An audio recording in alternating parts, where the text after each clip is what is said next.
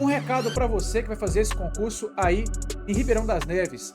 A prova da GCM de Ribeirão das Neves está chegando e o Vale Concurso te aguarda em uma super revisão presencial. No próximo sábado, agora, dia 8, estaremos de 8 às 18 horas aí em Ribeirão das Neves, trazendo para vocês as nossas apostas finais. Uma excelente oportunidade para você revisar todo o conteúdo do edital e ainda ajudar uma instituição. Serão várias dicas e bizus focados nos pontos mais importantes cobrados pela banca IBGP. Além disso, será um aulão beneficente e estaremos arrecadando alimentos para aquelas pessoas que mais precisam. Olá, eu sou o Gleidson Paixão, sou GCM de Ribeirão das Neves e aguardo você aqui pro aulão para que no futuro nós possamos trabalhar juntos, protegendo a sociedade.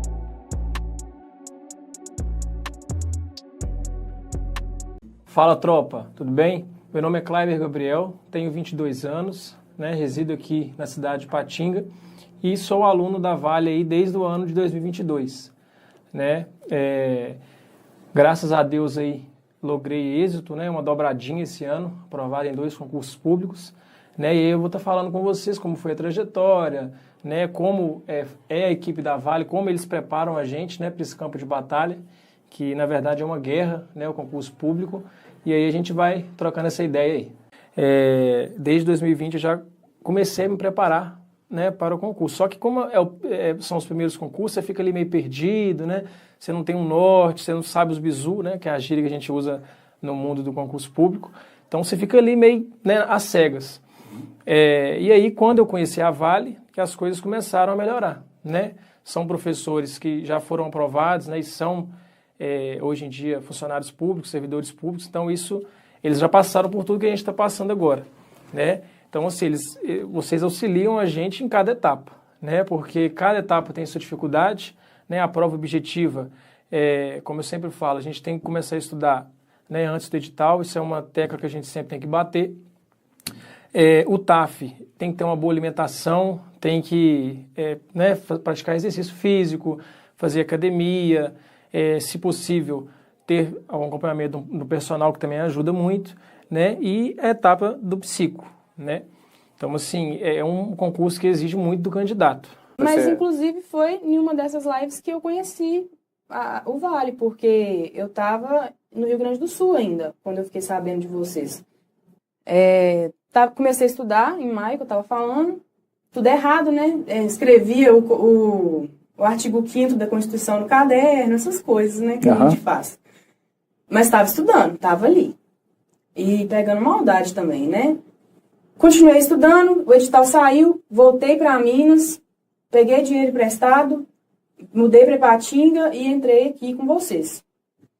Comecei a estudar muito em casa, eu e meu amigo Daniel, inclusive, ele estudou aqui também, tá na PM agora, foi pro curso de formação. Abraço pro Daniel aí, Abraço pro Daniel. Rapaz competente pra caramba também. E batalhador, tá? A gente alugou um quarto na casa de uma menina aqui, no Jardim Panorama, mais ou menos desse tamanho. A gente colocou um colchão de um lado, em V, e o outro do outro, tem até uma foto. Uma mesa de bar no meio, aquela mesa de plástico, a tela dele no meio da mesa e a minha pra cá no meio da mesa. Dessa forma aqui. E a gente, todo dia, toda hora, não tinha tempo ruim. E ele ainda estava trabalhando de mototáxi. Porque, Fui, graças a Deus deu certo. Foi a primeira vez que deu certo, assim. Era uma vaga só, eu consegui a vaga de supervisora e para recenseadora eu fiquei em primeiro lugar. Aí eu falei, então eu vou continuar estudando porque tá dando certo. Então, esse foi o segundo concurso que eu fiz, do IBGE. Logo depois saiu o edital. Foi seguido. Saiu um mês, depois no outro saiu outro. Guarda Municipal de Patinga e PSS, que é o temporário de agente penitenciário. E eu e o Daniel, assim, a gente ainda estava estudando junto. Gente, vamos fazer tudo. Eu estava inscrita no sócio educativo, tudo. A prova do contrato, se eu não me engano, foi primeiro. Fiz a prova, passei, graças a Deus. Acho que foi na posição 25 ou 26, alguma coisa assim. E fiz a prova da Guarda Municipal em dezembro. E graças a Deus pude passar aí em segundo lugar na Guarda. E comecei a trabalhar no contrato. Isso em fevereiro desse ano. E aí, em fevereiro desse ano, as coisas começaram assim. foi só bênção. Graças a Deus, não tem nem palavra para agradecer. Fala galera do Vale Concursos, passando aí para agradecer a todo mundo, principalmente o professor Fraga aí.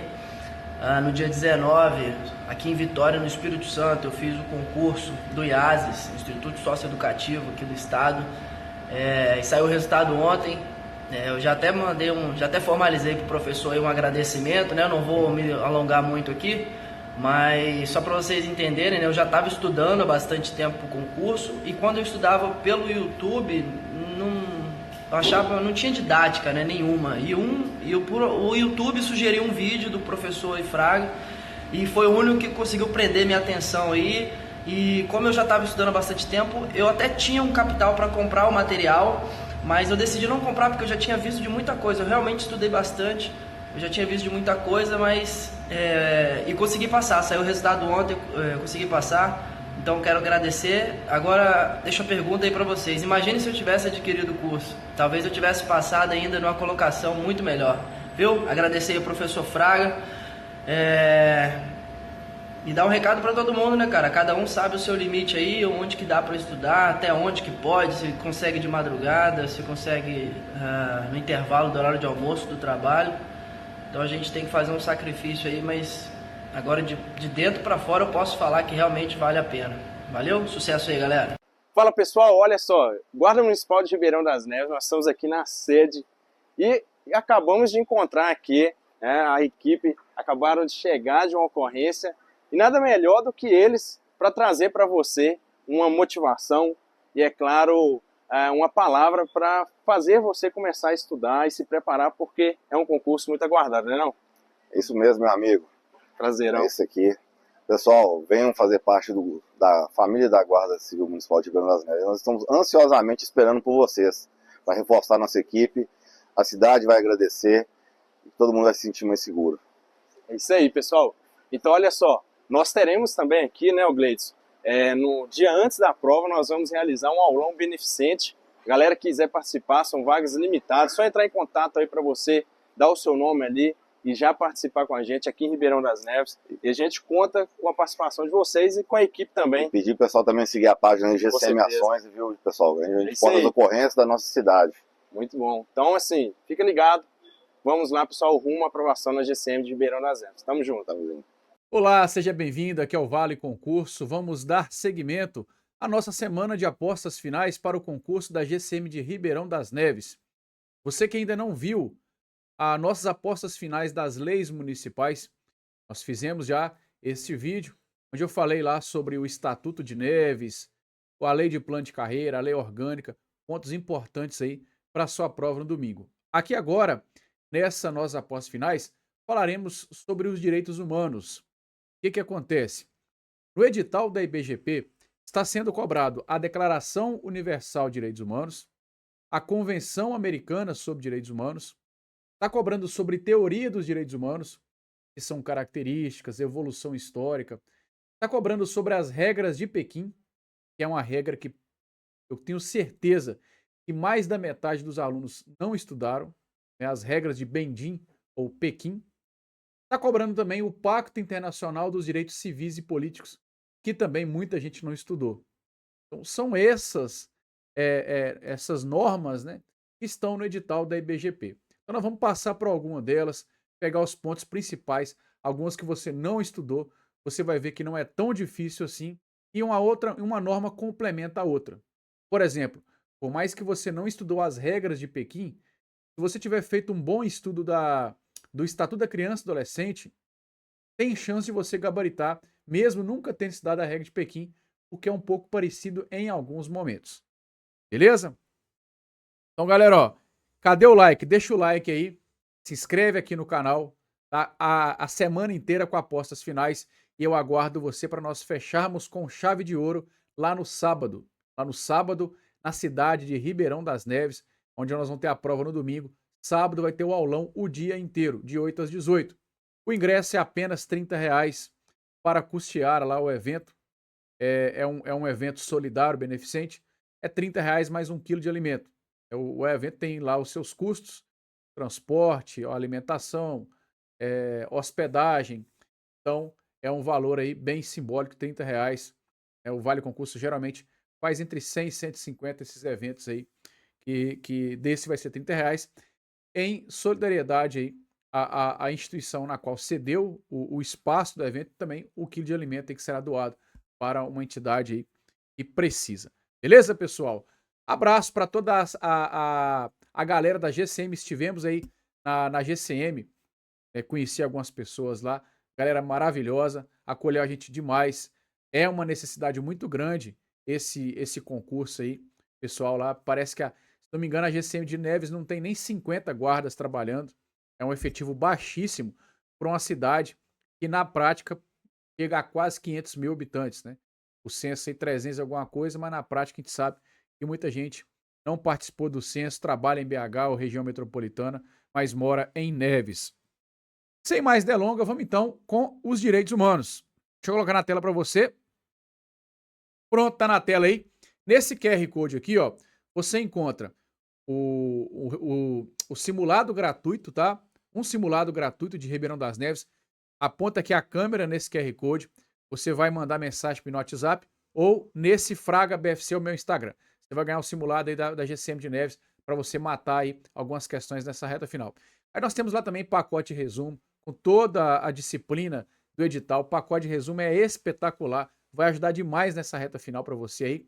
E o Vale Concurso tem uma série de produtos aí também para auxiliar a sua preparação. Bacana? Então fica à vontade, escolha o melhor que vai adaptar com você, ou segue também aqui nas dicas gratuitas que também ajudam bastante.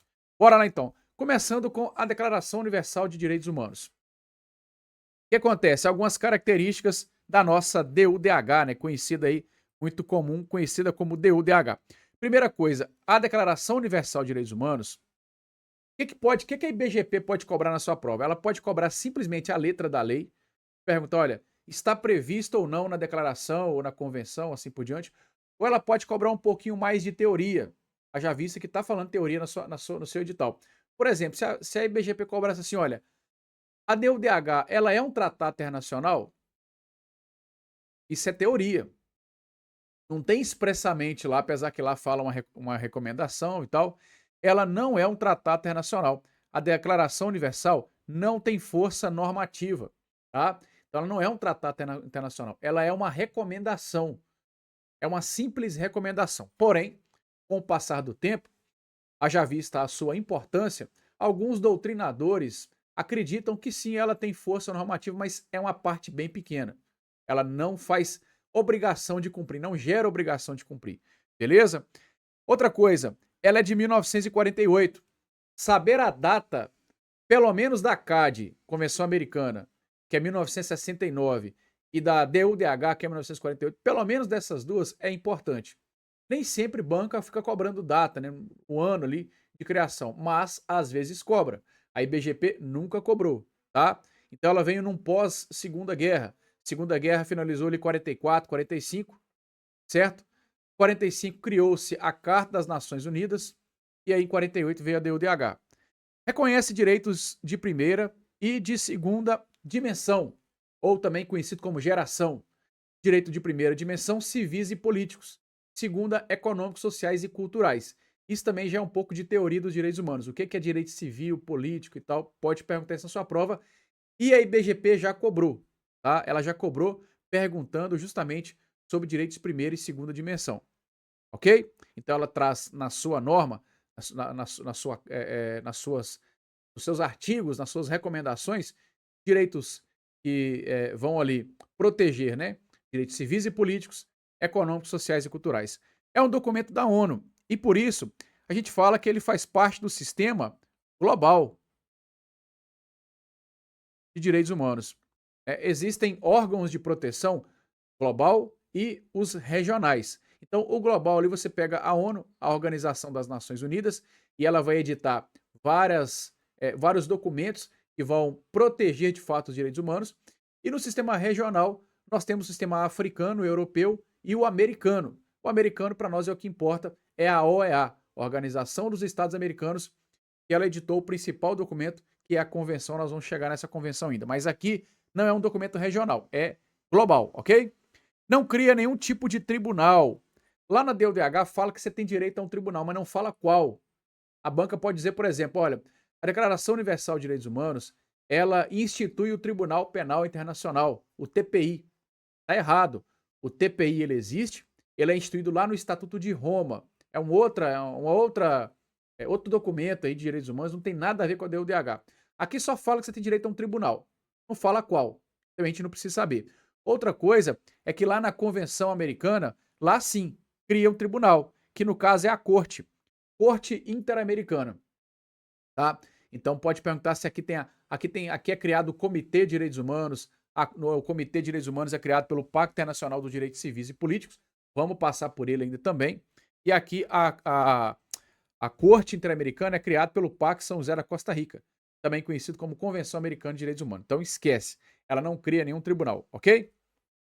Vamos então aos seus artigos. Ela tem 30 artigos, alguns mais importantes no sentido de cair mais em prova, né? Quando a gente sempre fala que é mais importante de cair em prova. Existem alguns artigos que não faz sentido nem de você ficar lendo demais, porque são coisas óbvias, né? Homens nascem livres e iguais. Isso é óbvio, a gente já sabe disso aí, né?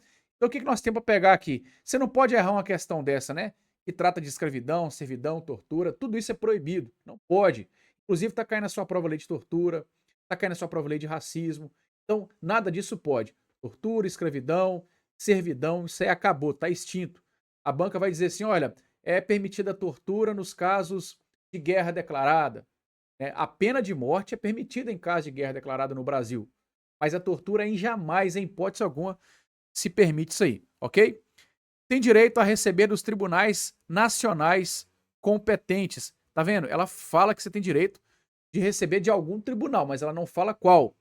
E é isso que você precisa saber, ok? Aí você pode ser preso, detido, pode ser exilado, você pode perder a sua nacionalidade, mas nada disso de maneira arbitrária. É que eu estou agindo com abuso. A pessoa pode ser presa? Claro. Você vai trabalhar em Ribeirão das Neves na GCM, você vai prender pessoas na rua, vai conduzi-la ao delegado de polícia, lá o delegado de polícia vai fazer lá a prisão em flagrante. Você vai, né, ter pessoas ali sob a sua escolta ali, né? Você vai deter pessoas ali. Mas não pode de maneira arbitrária. Tranquilo também, né? Direito a uma justa e pública audiência por parte de um tribunal independente e imparcial. Qual é o tribunal esse? Não esqueça, ela não cria tribunal. Pronto, não tem muito o que se falar. O artigo 14, ele é um dos que mais cai em prova. Direito de procurar e gozar asilo em outros países, em caso de perseguição, exceto crime ou atos contrários à ONU. Então, digamos que você está sendo perseguido aqui no Brasil por uma opinião política. Você não concorda aqui com o presidente eleito, ou você denegriu demais a imagem do presidente que foi eleito, né, e agora perdeu a eleição. Enfim, não só uma perseguição política, pode ser outra perseguição também. Desde que essa perseguição não seja crime ou ato contrário à ONU. Então, vamos supor que você está sendo perseguido no Brasil, pediu asilo lá no Chile. Não sei se vocês se lembram, quando o Bolsonaro perdeu a eleição, o que ele fez? Uns dias depois, correu para os Estados Unidos. Então, digamos que o Brasil esteja perseguindo ali o Bolsonaro, dizendo, olha, você está aqui, né, cometeu isso, cometeu aquilo, alguns crimes políticos. Aí, fala assim, olha, extradita o Bolsonaro aí para nós, para ele responder pelos... Ou seja, a autoridade pública no Brasil está perseguindo o Bolsonaro. Aí ele vai dizer, olha, os Estados Unidos, me dá asilo aí, porque eles estão me perseguindo. Aí os Estados Unidos vai verificar, peraí, você cometeu algum crime lá no Brasil? Não. Vai verificar, se realmente não cometeu, será concedido asilo. Ou ato contrário à ONU. Simples assim, tá, pessoal? Sem partidarismo, é só um exemplo que aconteceu de fato na prática aí, na época. Direito a casamento é livre, beleza? Tranquilo isso aí. Direito de liberdade, tanto em público quanto particular, também tudo tranquilo. Aí o que eu vou levar aqui, ó? O que a banca pode cobrar aqui? Ela pode perguntar assim, ela pode confundir você entre a Convenção Americana, entre a DUDH e entre a Constituição Federal. Ela vai trazer uma questão da seguinte maneira. Isso quem faz muito é a CRS, a banca da PM. PMMG faz muito isso, outras bancas já fizeram também. O que ela vai fazer? Olha, Está previsto expressamente na Declaração Universal de Direitos Humanos. Beleza. Então, quando a banca falar isso aí, é porque ela está querendo saber o que está na DUDH. Talvez as 4 alternativas, A, B, C, D, todas estarão em algum lugar, mas não na DUDH. Você vai ler assim e fala, poxa, já li isso em algum lugar. Eu acho que essa está certa. Cuidado. Aí vai estar lá, letra A, alguma coisa que esteja na DUDH. Aí a letra B, ela pega uma coisa que só tem na CAD. Letra C, ela pega uma coisa que só tem na Constituição Federal. Letra D, por exemplo, ela pega alguma coisa que tem no Pacto Internacional dos Direitos Civis e Políticos. Quando cai uma questão dessa, se a resposta correta não for muito fácil, as outras alternativas confundem muito. Por exemplo, a letra A, né, a resposta correta, pode ser lá algo escancarado relacionado, por exemplo, à instrução, né, grau elementar e tal. Pode ser alguma coisa relacionada a isso. Então, opa, peraí, fica mais fácil, né? Mas se a banca pegar um pouquinho pesado, a grande maioria vai errar uma questão dessa. Beleza? Então toma cuidado. Quando você vê a palavra expressamente previsto, é porque está perguntando com base naquele lugar. Ok? Fique ligado com relação a isso. Aí nós temos aqui os direitos trabalhistas. Eu vou te dar um exemplo, né? Ela pode colocar assim, ó. Todos têm direito de receber férias remuneradas, ok? Acrescidas de 1/3. Aí você, poxa vida, já vi isso em algum lugar. E de fato no Brasil é assim. Eu trabalho e tal, sei que quando eu saio de férias eu ganho ali 1/3 a mais. Essa tá correta. Não tá. Ela tá prevista em algum lugar, mas aonde? Na Constituição. E a banca tá te perguntando com base na DUDH. Então a DUDH, ela é sempre mais ampla. Quem vai especificar mais é a Constituição Federal. Por exemplo, aqui fala que você tem direito trabalhista. Fala que você tem direito, por exemplo, à reunião. Tá aqui, ó. Direito à reunião e à associação. Mas é lá na Constituição que vai especificar mais, né, dizendo que tem que ser sem armas, que não pode frustrar uma outra reunião, que tem que ter um aviso, né, não é necessário a autorização, mas tem que ter um aviso. Então isso está escrito na Constituição Federal. Cuidado para também não confundir isso aí, ok? Aí nós temos aqui o nosso artigo 26, que ele é o campeão de cobrança. Se você pegar aí sites de questões de provas anteriores, você pode filtrar aí. É o artigo mais cobrado em prova, tá? É o mais cobrado em prova. Então vamos lá, ó. Elementar, nós temos várias maneiras de estudos, tá? Elementar, fundamental, técnico profissional e superior. Se você pegar e tentar levar para a dinâmica do Brasil, pô, professor, o que é elementar? Primeira a quarta série? Primeiro ao quarto ano? O que é o fundamental? O que é o elementar? É o prezinho? Esquece isso. Não fique preocupando em tentar. Deixa eu comparar aqui, porque o que acontece? A Declaração Universal, como o próprio nome diz, ela é universal. Então, o que é elementar no Japão, talvez não seja o elementar da Argentina. O que é técnico profissional no Brasil, né, na questão de idade, da série, é ensino médio, é ensino fundamental, é primeiro ano. Não esquenta a cabeça com isso, não. Se você levar para o plano prático do Brasil, é perigoso você errar. Eu sempre falo, a única coisa que você consegue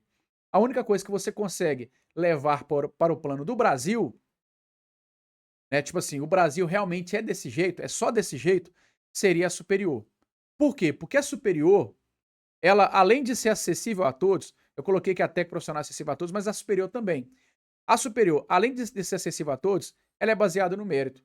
Vamos trazer para o plano do Brasil. Para você entrar na Universidade Federal, para você entrar numa instituição pública no Brasil, não é baseado no mérito? Ou você vem através de nota do Enem, ou você vem através de um tal de SISU, ou você vem através aí do vestibular, mas você só entra na instituição superior na base da prova, ou seja, do mérito. Só os melhores vão entrar na faculdade federal, Universidade Federal. Só os melhores. E ela, de fato, é acessível a todos. Todos podem fazer. Beleza? Então essa aqui é a mais fácil de você levar, tá? Por exemplo, técnico profissional nem sempre é baseado no mérito. Temos aí Pronatec, né? Você vai lá e faz inscrição. Quem chega primeiro, fica acessível aí. E a fundamental e elementar, mesma coisa. Só que cuidado, por exemplo, se a banca disser assim, olha, o ensino superior é gratuito. Tá errado. Isso não tá na lei. No caso, na DUDH, tá errado. Pô, professor, mas no Brasil o ensino superior é gratuito mesmo. Tudo bem, mas não tá aqui na norma. A banca vai te perguntar, conforme a DUDH, marca a alternativa correta. a educação superior é acessível a todos e é gratuita. Tá errado, não tem gratuito aqui nesse meio. Então, cuidado, vamos lá. Presta atenção. As duas primeiras, elementar e fundamental, são as únicas que são gratuitas. Ambas são gratuitas. Eu te digo isso porque pode ser que existem alguns países que você nem tenha o ensino superior gratuito. Pode acontecer. Então, não leve para o plano do Brasil que você vai errar. Então, essas duas aqui são gratuitas. Ok. A elementar é a única que é obrigatória. E aí, eu gosto de trazer essa piadinha aqui. Por mais que o concurso você tem um limite de vaga, tem um limite de idade de 35 anos, apesar que eu acho que isso aí vai ser derrubado. Talvez muita gente aqui não conheça o Sherlock Holmes, né? Muitos vão conhecer também, apesar que não precisa ter idade para você conhecer o Sherlock Holmes, né? Sherlock Holmes é um personagem fictício, é um detetive de Londres, beleza? É um detetive de Londres. Para quem conhece, vai matar fácil a questão. Então, o Sherlock Holmes, ele fazia investigação. Existem livros, filmes, séries do Sherlock Holmes. Então, ele investigava. Ele é como se fosse um investigador da Polícia Civil. Ele investigava os crimes. Quando ele achava uma solução, né, para desvendar ali quem matou aquela pessoa, quem roubou aquele colar, ele tinha um ajudante que se chamava Watson. Aí ele falava assim: elementar, meu caro Watson. É porque ele desvendou o crime, né? Desvendou. Elementar, meu caro Watson. Aconteceu assim, assim, assado, que aquele cabelo ali é daquela pessoa, aquela pessoa estava naquele dia. Então, o que você vai lembrar na prova? O que isso tem a ver com prova, professor? O que você vai lembrar na prova?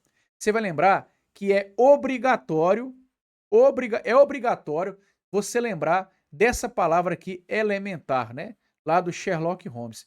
Você vai estar na prova, vai se deparar com isso e falar assim: caramba, elementar é gratuito, é acessível a todos. Você vai lembrar que o elementar, isso é obrigatório você lembrar isso. Deu para entender?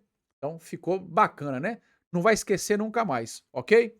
E aí, você mata esse artigo 26, você não erra, tá? Isso aqui chove, despenca em concurso, ok? Os pais têm prioridade, direito na escolha do gênero de instrução que será ministrado aos seus filhos. A banca pode dizer que o pai não tem prioridade, quem tem prioridade é o Estado e assim por diante, tá? Então, assim, dessa DUDH é isso que eu queria trazer para vocês, ok? Vamos agora à Convenção Americana sobre Direitos Humanos, também conhecido como Pacto São José da Costa Rica. O que acontece? Aqui tem praticamente as mesmas coisas da DUDH, só que acrescenta um pouco mais, porque aqui ela permite a pena de morte e permite também os trabalhos forçados. Isso mesmo. Lá na Constituição Federal, no artigo 5º, lá fala que no Brasil é vedado pena de caráter perpétuo, pena de trabalhos forçados. Lá é proibido. Aqui, ela fala assim, ó, os países que ainda têm, pode permanecer. Pena de morte e trabalhos forçados. Beleza? Esse é o ponto principal dessa convenção aqui. O segundo ponto principal é sobre a comissão e a corte. Eu até acho que vai cair na sua prova uma questão sobre comissão ou corte. Beleza? Então vamos lá, ó. Toda pessoa tem direito de que se respeite sua vida.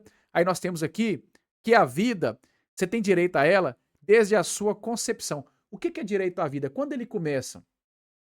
Quando o bebê nasce ou quando ele já está concebido lá na barriga da mamãe? De acordo com essa norma aqui, aí isso aqui inclusive já é um tratado internacional, tá? Ou seja, isso aqui gera obrigação de cumprir. Então lá na barriga da mamãe, o bebê, ele já tem direito à vida, porque ele já foi concebido, beleza? Então aqui adota a teoria concepcionista. A banca pode dizer para você que as pessoas têm direito à vida a partir do nascimento, e está errado. Então, desde o momento da concepção. Aí a pena de morte, né? Aqui fala o seguinte, olha, aqui autoriza a pena de morte, tanto é que o Brasil tem uma pena de morte, né? No caso de guerra declarada, é um lero-lero danado, mas tem, tá lá, né? Na nosso ordenamento aí existe, nosso ordenamento jurídico existe a possibilidade de pena de morte. Existem outros países que prevê pena de morte para outros crimes, tráfico de drogas, estupro, dentre vários outros. Ok. O que ela vai dizer o seguinte aqui, ó. Nos países que existem a pena de morte, que sejam por delitos mais graves, ou seja, delito muito barra pesada. E se porventura algum dia você tirar, vamos supor que o Brasil abolisse, extinguisse aí a pena de morte no caso de guerra declarada. Viesse uma uma lei, uma emenda aí que tirasse a pena de morte. O Brasil futuramente não poderia voltar com ela, tá? Então, por exemplo, a gente fala assim, deveria ter pena de morte no caso de estupro. O estuprador tinha que morrer. Às vezes até alguns deputados, senadores, políticos de maneira geral, eles fazem a campanha política em cima disso. Se eu for eleito, eu prometo lutar pela pena de morte para os estupradores. Ele vai lutar e ele não vai conseguir fazer isso nunca. Ele, como uma pessoa que quer entrar no legislativo, uma pessoa que vai legislar, ele deveria ter ética o suficiente para saber que isso aqui não acontece. Não acontece. Por quê? Porque os países que tiraram a pena de determinados crimes não pode voltar com eles. E o Brasil assinou esse tratado internacional e ele tem que cumprir. Beleza? Então, ela só pode ser imposta por delitos mais graves. A banca vem cá e coloca assim, ó, a pena de morte só pode ser imposta por delitos hediondos. Certo ou errado? Errado. Errado. Tem países que o crime hediondo é uma coisa, no Brasil é outra. Então é crimes mais graves, delitos mais graves. Quais são esses? Não sei. Talvez no Brasil, traficar droga não é tão grave quanto na Indonésia. A Indonésia acha que traficar droga é uma coisa muito grave. E por isso estipula um crime de pena de morte. Um delito como consequência, né? A pena de morte. Sentença final de tribunal competente, ou seja, tem que transitar em julgado ali, né? Claro, tem que ter uma lei que estabeleça aquilo. Antes do delito ser cometido, aqui é tranquilo, a aplicação da lei penal, se aprende lá no direito penal, não pode ser aplicada para delitos políticos, nem delitos comuns conexo com o político. Então, se algum país aí fala assim, olha, crime político é muito grave, não se pode aplicar a pena de morte para esse crime de crime político, para esse delito relacionado a crime político, ok? Aí o detalhe importante está aqui, ó. Ela não pode ser imposta ao menor de 18 ou maior de 70. Não pode ser imposta ao menor de 18 ou maior de 70. Não pode nem impor. Então, se uma pessoa de 16 anos cometeu algo previsto como pena de morte, eu posso impor a pena de morte ali? Jamais. Assim como o maior de 70. Aí cuidado, que a banca vem cá e coloca aqui, ó, não pode ser imposta a menor de 18 ou, vai rabisca isso aqui, ao idoso. Tá errado. Porque no Brasil o idoso é maior ou igual a 60. Está caindo, inclusive, o Estatuto do Idoso no seu edital também. Então é maior ou igual a 60. O cidadão tem 65 anos, eu posso sim impor a pena de morte a ele. Então cuidado aí com isso também. Eu não posso aplicar a mulher em estado de gravidez. Eu posso impor a pena de morte à mulher grávida? Posso, eu não posso aplicar. Por que eu não posso aplicar? Porque eu estou protegendo ali o bebê que está na barriga dela. Eu não adoto a teoria da concepção? A pessoa não tem direito à vida desde a concepção? Como é que eu vou matar aquela mãe se o bebê está na barriga? A mãe já perdeu o direito de viver, mas o bebê ainda tem o direito. Eu não posso matar a mãe. Basicamente seria isso. Então isso aqui é o ponto principal aí relacionado à pena de morte. Trabalhos forçados. A mesma coisa. A nossa convenção ela prevê também a possibilidade de trabalhos forçados. Cuidado para não confundir lá com a Constituição, tá? Isso aqui não é considerado trabalho forçado. É isso que a nossa convenção vem dizendo. Olha, essas coisas aqui, se alguém mandar você fazer, isso não é um trabalho forçado. Então o que seria isso? Algumas aqui são até coisas obrigatórias do Brasil. Os trabalhos ou serviços normalmente exigidos de pessoa reclusa, em cumprimento de sentença. No Brasil hoje, o condenado ele é obrigado a trabalhar. Tá previsto na lei de execução penal. Nem todos trabalham, porque não tem trabalho para todos. Mas se porventura eu determinar que um preso tem que trabalhar, ele tem que trabalhar. Às vezes dá até briga, na verdade assim, na unidade prisional dá até briga para ver quem vai trabalhar. O preso gosta de trabalhar. Ele sai da cela e ele vai remindo pena. Mas não tem para todo mundo. Porém, se porventura um dia o preso falar assim, poxa, estão me colocando aqui como trabalhos forçados. Isso não é trabalho forçado, é um trabalho obrigatório, ok? Claro, dentro das suas aptidões, né? O serviço militar nos países onde se admite a isenção por motivos de consciência, também, né? Às vezes você tem aí 17 anos, é convocado para o serviço militar. Isso não é trabalho forçado. O serviço imposto em caso de perigo ou calamidade que ameace a existência, infelizmente nós vimos aí a tristeza que aconteceu no Rio Grande do Sul. Digamos que lá determine que as pessoas têm que ajudar, têm que trabalhar e tal. Isso também não é trabalho forçado. O trabalho é o serviço que faça parte das obrigações cívicas ou normais. Tá? Nada disso é trabalho forçado, ok?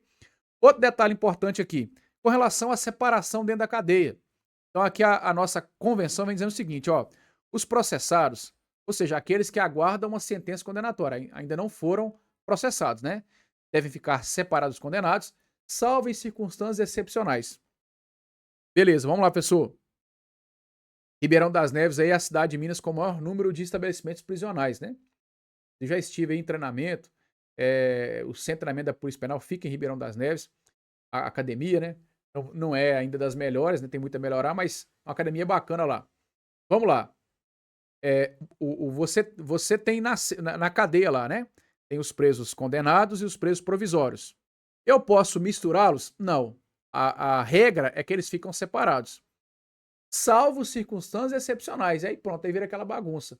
E aí você vê que hoje o sistema prisional de Minas, em várias unidades, é misturado. Você tem que fazer o máximo para se separar. Se não der, aí você justifica superlotação, entre vários outros, né? Mas você pode juntar. Pode ter na mesma cela ali um condenado com um provisório. Não tem problema. Agora, de forma alguma, você pode manter um adulto com alguém ali que está cumprindo uma medida socioeducativa, por exemplo, né? Um adolescente. Aí é jamais, tá? Aí em hipótese alguma, ok? Lembra disso aí. Show de bola? Ninguém pode ser submetido à detenção arbitrária, isso aqui também tem na DUDH. Toda pessoa detida ou retida deve ser conduzida sem demora à presença de um juiz ou autoridade autorizada pela lei. Isso aqui é audiência de custódia. Hoje, quando você é um guarda municipal, você pegou alguém lá furtando, ok? Levou para o delegado de polícia. O delegado de polícia fez a prisão em flagrante. Foi para a cadeia, lá de Ribeirão das Neves. Chegou lá, ele vai no prazo mais curto possível. Hoje o CNJ, se não me engano, tem um entendimento que é 24 horas, mas isso não vai cair na sua prova. Aqui, né, fala que é sem demora. Aqui não fala prazo, tá? Se cair 24 horas aqui, tá errado. O mais rápido possível, ele vai passar por um juiz. O juiz das garantias, para verificar se todas as garantias dadas ao preso foram cumpridas. Se a prisão foi ilegal, o juiz vai mandar soltar na mesma hora. Isso acontece demais. Eu já cansei de ver peão ali chegando na cadeia às 7 da manhã e antes do meio-dia ele já saiu. Pequenos furtos, às vezes até furtos ali com qualificadoras, enfim, tá? Isso aqui é audiência de custódia. O ponto principal é que é sem demora. A banca mete um 24 horas aqui, você tá lascado. Garantias mínimas, garantias judiciais mínimas. A que eu quero deixar mais importante aqui é o direito irrenunciável de ser assistido. Às vezes você vê lá uma pessoa que estuprou, matou, Alexandre Nardoni, Suzane Ristoff, são criminosos da época, ficaram muito famosos. Aí a pessoa fala assim, poxa, como é que advogado defende uma pessoa dessa? Porque se ele não defender, o processo não anda. O processo não anda. Toda pessoa tem direito a um advogado, a um defensor. E esse direito é irrenunciável. Digamos que o Alexandre Nardoni, né, que naquela época lá jogou a filha lá, aquela tristeza toda. Digamos que ele vira e fala assim, olha, eu não quero advogado, eu que fiz a coisa mesmo, e eu quero ser preso mesmo, né, não quero nada, direito nenhum, vamos embora, vamos tocar esse barco, me condena aí e deixar de. Não pode, o processo não vai andar. Ele tem que ter um advogado, ele não pode renunciar desse direito, beleza? Então esse direito é irrenunciável, tá? Irrenunciável, lembra disso aí. Aí nós entramos na parte da comissão e da corte. São mecanismos de proteção dentro da CAD. Então nós temos a Comissão Interamericana e a Corte Interamericana. Vamos jogar em tela cheia para a gente explicar um pouco melhor aqui com relação à comissão e à corte. Vamos lá. É como se a comissão tivesse aqui e a corte mais acima. A corte é juiz, né, irmão? O juiz é quase que Deus na terra, né? A gente está vivendo muito isso aí no judiciário brasileiro. Então, digamos que no Brasil você teve alguma violação dos seus direitos humanos. Você quer denunciar isso, né? Para a OEA, Organização dos Estados Americanos. Você vai fazer o quê? Vai bater na porta da Comissão Interamericana. Ô, comissão, o meu direito humano lá no Brasil está sendo violado. E aí, comissão, o que eu vou fazer? O que você pode fazer para mim? Ah, beleza, nós vamos olhar o seu caso aqui, tá certo? Beleza. Vamos supor que a comissão está olhando. Você pode ir lá na corte? Não, jamais. Quem pode acessar a comissão? Quem pode ir lá e denunciar uma violação dos direitos humanos perante a comissão? Qualquer pessoa, eu, você, minha mãe, sua tia, grupo de pessoas ou uma organização, por exemplo, não governamental, reconhecida em um ou mais países da OEA. Beleza? Então, assim, para ficar fácil da gente entender e lembrar na prova, qualquer um. Qualquer um pode ir lá e denunciar na comissão uma violação de direitos humanos. Ok. Agora eu quero ir na corte. Opa, peraí, a corte está mais acima, elas são juízes. Quem pode ir na corte? Aí já não é qualquer um. Quem pode denunciar alguma coisa para a corte é somente a própria comissão ou os países, os estados partes que compõem a OEA. Beleza? Então eu, você, minha tia, sua mãe não podem acessar a corte. Está mais acima. Lembra disso aí, tá? Existem algumas regras também para você acessar tanto a comissão quanto a corte. A primeira regra é que você esgote o direito interno. Você esgote o direito interno. Você vai chegar assim e vai falar assim: ô comissão, eu tô tendo um direito humano violado lá no Brasil. Me ajuda aí. Aí a comissão vai dizer assim: olha, você já reclamou isso lá no Brasil? Você já acionou o judiciário? Falou: olha, judiciário, não reclamei não. Eu acho que não ia dar nada, então eu já vim direto em você, que é mais rápido. Eu já sei que você vai resolver mesmo. A comissão vai dizer para você assim: olha, então você vai dar meia volta, vai lá no Brasil e vai tentar resolver isso de maneira interna. Se o Brasil não te ajudar, aí você me procura que eu te ajudo. Mas sempre tem que esgotar o direito interno primeiro. Lembra na Constituição Federal que o Brasil tem soberania. Então quem manda nessa bagaça aqui é o Brasil, tá? As coisas do Brasil quem resolve é ele. Se o Brasil não resolveu, não quis resolver ou demorou demais resolver, aí sim você procura organismos internacionais. Então esse é o primeiro ponto. Esgotar o direito interno. Eu já procurei o Brasil, fui na justiça, o Brasil julgou improcedente e eu ainda acho que o meu direito humano está sendo violado. Aí eu procuro a comissão, ok? Outra coisa, o seu direito, né, a sua reclamação, ela não pode estar sendo analisada em outro organismo internacional. Então vamos supor que você vai lá na ONU, vai lá perante a corte da ONU e diga: olha, eu estou tendo um direito humano violado. Beleza, vamos olhar para você. Já esgotou o direito interno? Já esgotei. Tá certo, então nós vamos olhar para você. Aí você vai, pega o mototáxi e vai na comissão. E fala assim: comissão, acabei de chegar da ONU agora, até pedi para eles olhar para mim, queria que você olhasse também. A comissão vai dizer assim: peraí, você já pediu a ONU para olhar para você? Já. Não, então vamos deixar a ONU olhar. Então você vai pedir só uma pessoa para olhar. É só um organismo de defesa olhar. Deixa a ONU olhar. Se a ONU não resolve o seu problema, você vem cá em mim. Mas a sua reclamação, se já estiver sendo analisada em um outro mecanismo de proteção internacional, que aguarde, então, eles analisarem. Beleza? Então, essa é outro requisito para você ingressar. E são os dois principais, ok? São os dois principais. E aí, a quantidade de pessoas que compõem cada um desses mecanismos, a comissão são 7, a corte também. Porém, na comissão a gente chama de membros, eles não são juízes. Ou pode se chamar também de comissários, né? Comissários, desculpa. Já na corte são juízes. Beleza?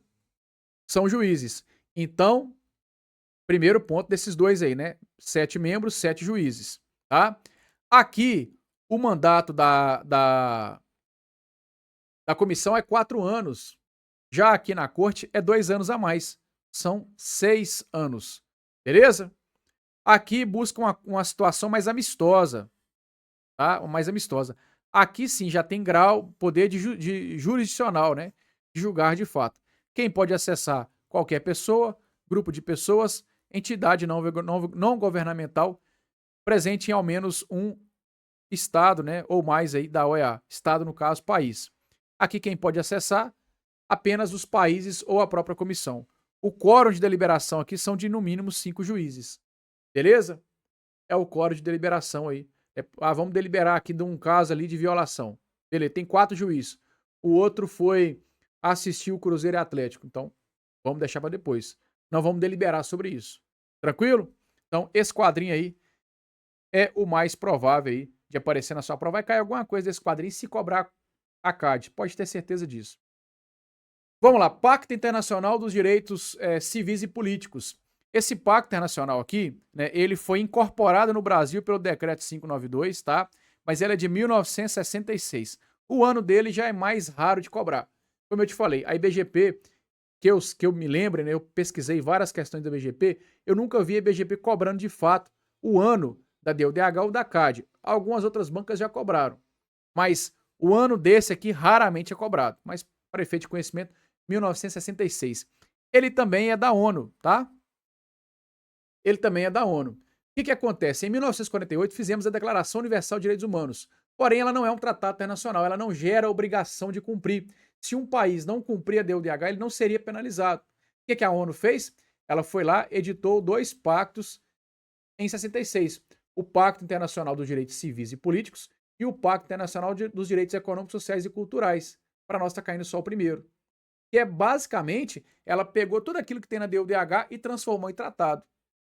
É mais ou menos isso. Então, assim, as coisas que tem no Pacto Internacional são praticamente as mesmas que tem na Convenção Americana. Tá? Praticamente as mesmas que nós temos lá na Convenção Americana. Aí aqui os estados partes, né, os países, comprometem que toda pessoa cujos direitos e liberdades tenham sido violados possa, de um recurso efetivo, mesmo que a violência tenha sido pérpetra, por pessoas que agiam no exercício de funções oficiais. Que toda pessoa que interpuser tal recurso terá seu direito determinado pela autoridade competente e o cumprimento da decisão que julgar procedente tal recurso. Então são garantias aí previstas, né? Tô pegando aqui alguns pontos que só tem aqui, tá?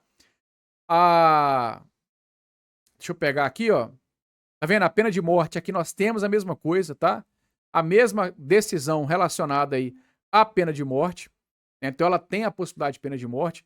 Assim como também, eu não falei da CAD, né? Acabei não falando. O que acontece? A Constituição Federal estabelece 2 maneiras de você prender alguém por dívida. Tá lá no artigo 5º, né? Só pode prender alguém por dívidas do depositário infiel e do devedor de alimentos. Talvez você já tenha estudado isso, né? Só que vem a convenção e fala assim, olha, a única forma de prender alguém por dívidas é o devedor de alimentos. Então, eu não posso prender alguém por dívidas por ser depositário infiel. Isso tem na Convenção Americana, isso tem aqui também no Pacto Internacional dos Direitos Civis e Políticos. Beleza, mas então como é que fica? Na hierarquia das normas, a Constituição está acima de tudo. Como é que eu vou deixar um tratado internacional mandar na Constituição? Isso foi parar no STF. Então o STF editou uma súmula vinculante dizendo o seguinte, olha, os efeitos do artigo 5º estão paralisados até que o Congresso Nacional mude a própria Constituição. Então hoje, no Brasil, por mais que você vai ler lá na Constituição que é permitida a prisão por dívida do depositário infiel, a súmula vinculante do STF, que é o guardião da Constituição, ou pelo menos deveria ser, é ilícita a prisão civil do depositário infiel. Então, eu não posso prender por dívidas o depositário infiel, somente o devedor de alimentos, tá? Por que isso? Em decorrência da convenção e desse próprio pacto aqui, ok? Beleza. Aí, um detalhe que só tem aqui, Comitê de Direitos Humanos. Ele é composto por 18 membros, será integrado por nacionais dos estados partes, cada estado pode indicar 2, serão eleitos os que obtiverem o maior número de votos. Principal aqui, 18 membros. Beleza? 18 membros. Você vai lembrar do de maior, né? A gente tem mania de falar, é o maior de idade, mas você vai lembrar do de maior, né? É vulgo de maior aí. 18, tá?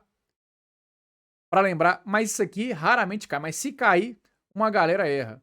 Muita gente não estudou isso aqui para a prova de Ribeirão das Neves. E realmente, a IBGP não é muito de cobrar o pacto. Ela coloca no edital, mas ela não cobra. Mas vai que ela cobra nesse, né? Não podemos vacilar. Não é mesmo? O comitê não poderá ter mais de um nacional de um mesmo estado. Nas eleições do comitê, levar-se-ão em consideração a distribuição geográfica. O mandato de 4 anos pode ser reeleito. O mandato de 9 expira ao final de 2 anos. Então eu tenho 18, certo? Aí faltando 2 anos para acabar, 9 sai. Ficam 9. Aí vai entrar mais 9. É como se fosse o Senado Federal. No Senado Federal eu não tenho 3 senadores e a cada ano eu não substituo de uma vez. No Brasil existe uma substituição parcial. Então tem uma época que é a eleição de um senador só, né, e na outra é a eleição para 2. Se não me engano, agora na próxima eleição vai ser para 2, né? Agora foi para 1, agora é para 2. Então eu não tiro os 3 de uma vez e coloco 3. Para não mudar ali a linha de raciocínio deles. Assim acontece também na comissão, lá na CAD e também na corte. Ok? Regras mínimas das Nações Unidas para a administração da justiça, da infância e da juventude. Também conhecido como regras de Beijing doce, né? Beijing. Aqui, ó, Beijing. Ou Pequim, né? Praticamente ninguém estudou isso aqui para esse concurso, né? Pouquíssimos estudaram isso aqui para esse concurso. Vamos ver alguns pontos importantes desse negócio aqui, então.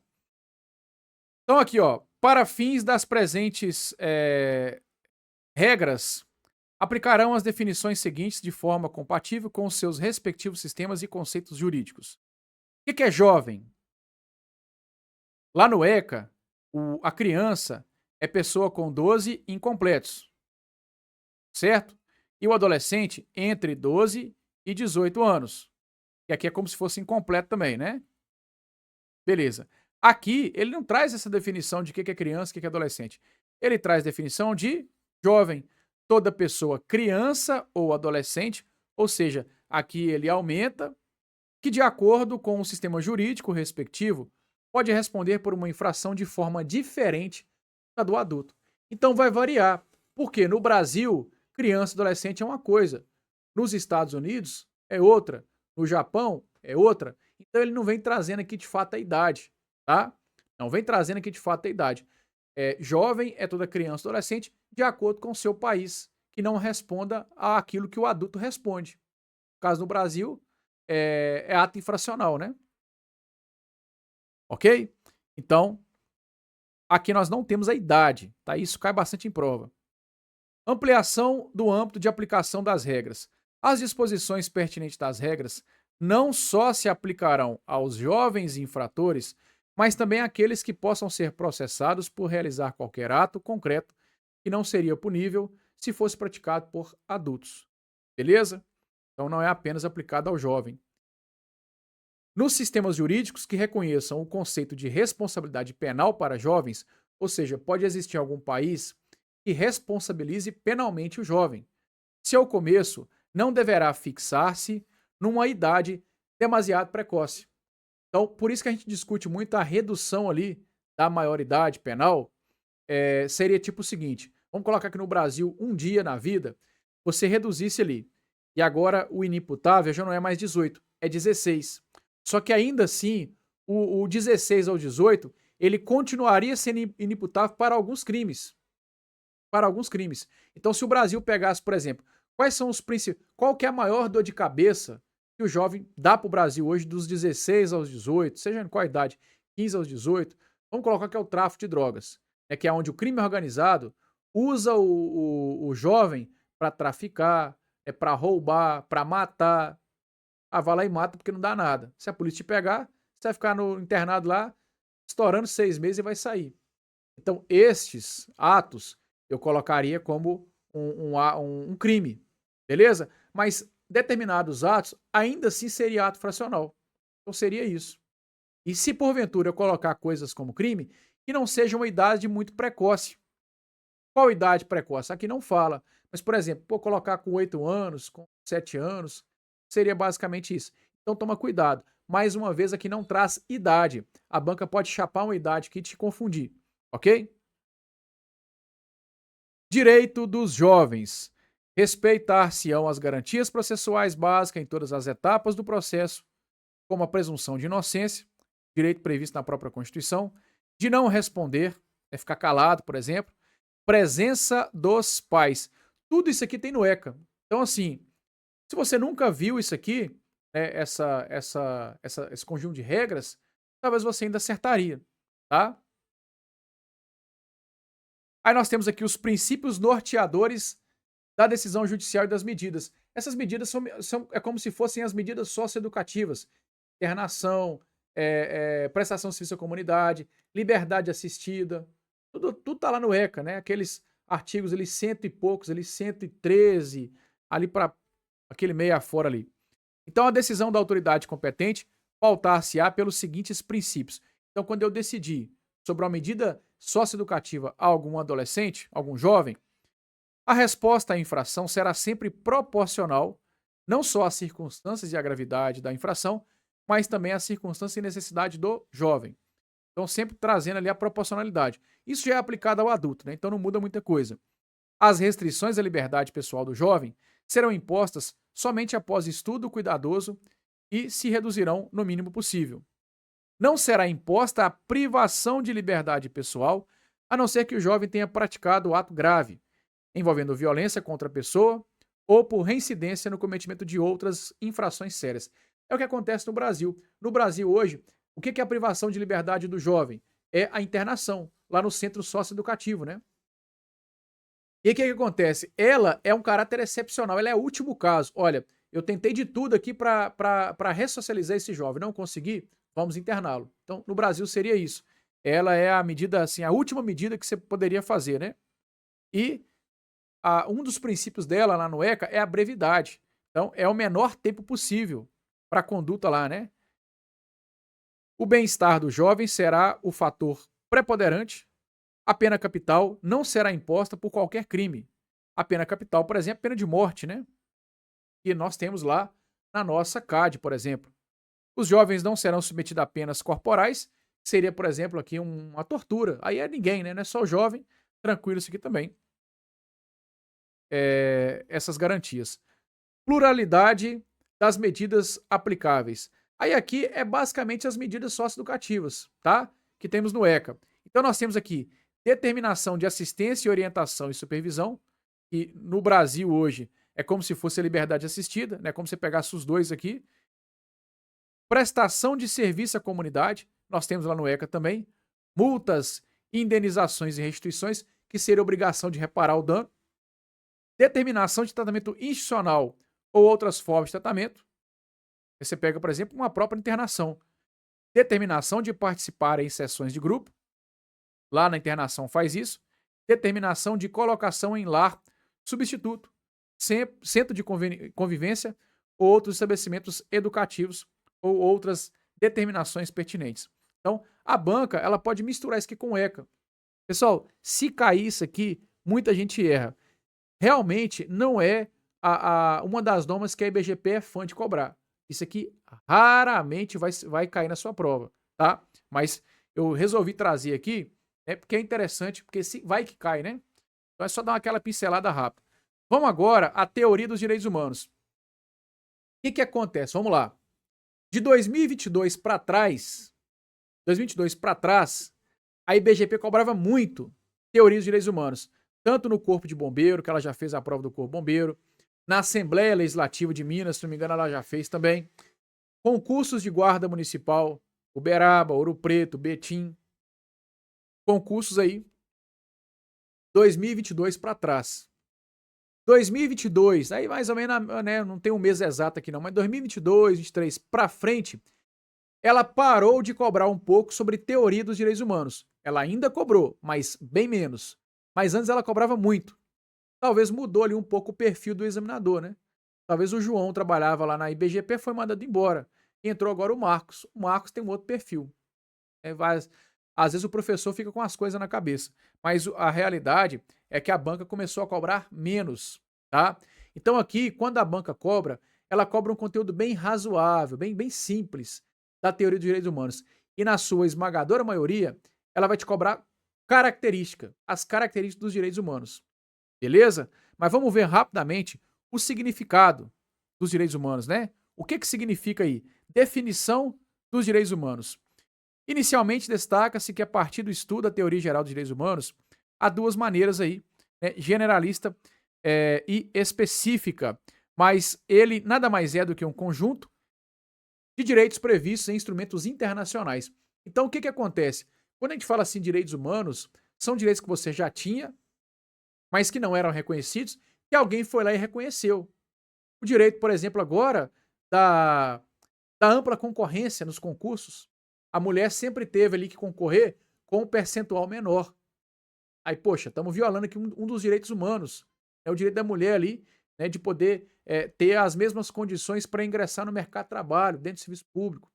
Então, um direito humano violado. Alguém foi lá e reconheceu. Peraí, eu não estou dizendo que isso é bom. Eu, particularmente, não quero nem pensar se isso vai ser bom ou não. Isso fica a cargo de quem é responsável por isso. Eu acho que existem algumas situações que a atividade masculina ela encaixava mais ali naquele setor, mas não que a mulher não possa fazer. E aí nós vamos provar isso no tempo, né? O tempo vai ser provado isso aí. Há uma grande discussão, pessoas que trabalham. E assim, com todo respeito, quem está de fora pode até opinar, você pode opinar sobre qualquer coisa, é livre a manifestação do pensamento, mas quem está de fora tem uma visão diferente, a pessoa não está dentro, então assim, é um pouco difícil dela perceber isso aí. Mas quem tá de dentro, nem todos concordam, né, com essa ampla aí. Mas enfim, tá? Eu não tô dizendo aqui que eu sou a favor ou contra, nem quero entrar nesse mérito aqui não, beleza? Que a mulher entre, que ela seja feliz, né? Que o homem entre, que ele seja feliz, mas se você for analisar de fato, a mulher tinha um direito humano violado aqui. Porque realmente, você colocar ali 10% das vagas para mulher, então, opa, peraí, vamos reconhecer isso aqui. Então pronto, é um direito humano reconhecido ali e já até foi reconhecido há bastante tempo, mas não era aplicado na prática. Então quando você fala de direitos humanos, eu tenho um conjunto de direitos, beleza? Eles estão previstos em algum lugar, né, instrumentos internacionais, e vão proporcionar aos seres humanos, independentemente de qualquer condição, seja raça, sexo, idade, opinião política, religiosa e assim por diante, condição social, tá? Uma vida digna. Uma vida digna. Para que se proteja das violações praticadas pelo Estado. Ok? Então seria isso direitos humanos. Mas não vou adentrar demais. Vamos falar rapidamente aqui das dimensões, né? Primeira e segunda dimensão, que é um pouco provável também de cair na sua prova. Quando você fala direito de primeira dimensão, tenta lembrar que são direitos, podemos dizer assim que o Estado, você já nasce com ele. O Estado não precisa de te dar esses direitos. Ele só precisa de garantir que você os tenha. Para ficar mais fácil de você entender, tá? Existe controvérsia ainda, mas é para ficar mais fácil de você entender. Por exemplo, direito à vida. O Estado não te deu a vida. Você já nasceu com esse direito. A partir do momento que você nasceu, você já tem direito à vida. O Estado tem que criar políticas públicas para que você continue com aquele direito. O direito à liberdade, você já nasce livre. Todo mundo nasce livre. Então o Estado, ele só tem que garantir que você continue com esse direito. Então são direitos de primeira dimensão, tá? A gente fala que são direitos aqui de liberdade, igualdade perante a lei, propriedade, intimidade, segurança e assim por diante. Beleza? São os direitos de primeira dimensão ou geração. Os direitos de segunda são direitos que o Estado tem que te dar. Ele tem que fazer políticas públicas para que você os tenha. Saúde, educação, trabalho. Se o Estado não fizer políticas públicas, você não vai ter trabalho, você não vai ter saúde, você não vai ter educação, você não vai. Se o Estado não construir escolas, você vai estudar onde? Então o Estado tem que se movimentar. Requer uma prestação positiva do Estado. Direito à saúde, educação, previdência, habitação. Bacana? Então são os direitos de primeira e segunda dimensão. Existe direito de terceira, quarta, quinta. Eu não vou ficar adentrando demais, tá? Não vou adentrar demais nesses não, porque realmente a banca não cobra. Deixa eu pegar aqui. Princípios dos direitos humanos. Isso sim é o que a banca tem cobrado bastante. Deixa eu pegar aqui os princípios mais cobrados, tá? Eficácia direta ou auto-executoriedade. Os estados não podem alegar ausência de regulamento interno para descumprirem uma norma de direito internacional. Então vamos colocar aqui que eu tenho uma norma de direito internacional. Vou te dar um exemplo aqui da Lei Maria da Penha. O Brasil assinou vários tratados dizendo que deve se proteger a mulher. Convenção contra a discriminação contra a mulher e assim por diante. Ok. Só que no Brasil existiu um caso onde o cara, ele tentou matar a mulher dele de tudo quanto é maneira. A mulher jogou fogo, quebrou a perna da mulher, que no caso é a Maria da Penha. Então, assim, estamos aqui adiante, e esse cara não foi punido como deveria. Estamos diante aqui de uma violação dos direitos humanos. Então, o Brasil ele não pode alegar, olha, nós não temos uma norma que proteja especificamente violência decorrente da violência doméstica. Nós não temos essa lei. O Brasil não pode alegar isso aí. O Brasil acabou criando. Por quê? Porque os tratados internacionais, eles vão ter aqui uma eficácia direta. Beleza? Vão se auto-executar. Tá? Princípio da interpretação autônoma, não vou adentrar nesse. Margem da apreciação também não aparece. Esse sim, inerência. A banca pode... E talvez ela não vai nem te perguntar o significado, ela vai só dizer assim, olha, é uma característica dos direitos humanos, exceto. Aí vai colocar letra A, universalidade e imprescritibilidade.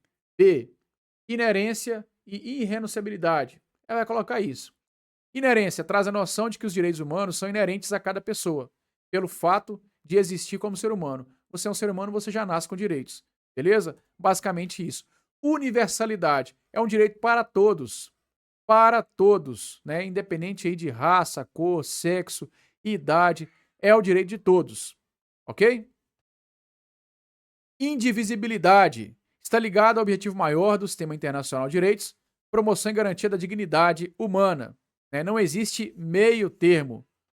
Transnacionalidade não dependem da nacionalidade ou cidadania. Independente do seu país, você é um ser humano com direitos. Até mesmo se você não tiver, você for uma apátrida, também tem direitos. Imprescritibilidade. Não podem ser atingidos pelo lapso temporal.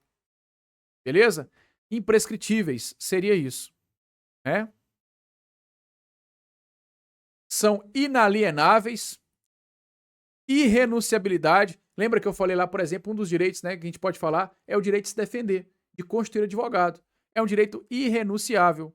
Efetividade. Não basta o singelo reconhecimento do Estado, né, deve realmente empregar medidas efetivas.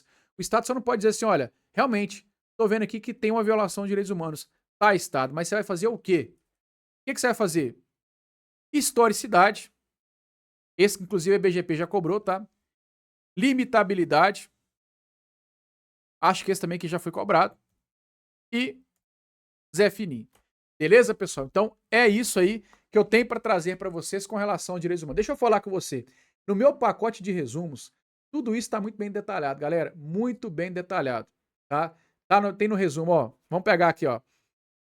Língua portuguesa, informática, história e geografia de Neves, leis municipais, direito administrativo, penal, processo penal. Sim.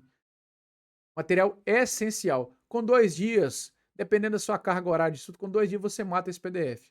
Tá? Então dá aquela lida ali. Claro, eu tô falando assim, lê todo o PDF. Talvez você quer aprofundar só numa lei municipal que você não viu. Aí até com poucos minutos lá você já consegue. Beleza? Ele tá muito bacana, muito top. E é claro, temos aqui o pacote com 6 simulados também. O primeiro é na faixa. Me chama aqui no Instagram ou aponta o QR Code, lá tem meu WhatsApp. O primeiro é gratuito para você aí.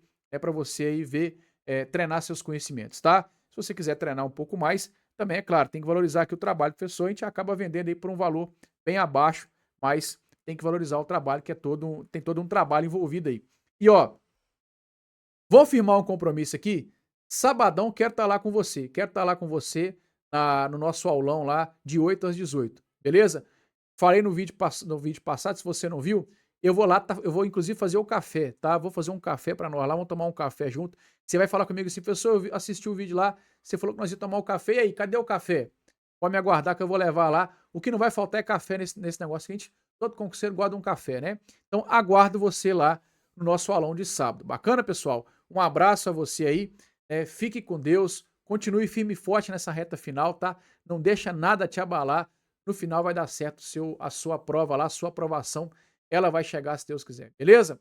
Um abraço, tamo junto. Fique com Deus. Aqui, vale. Deixa eu colocar na tela cheia, ó. Aqui vale a pena. Valeu, galera. Até mais.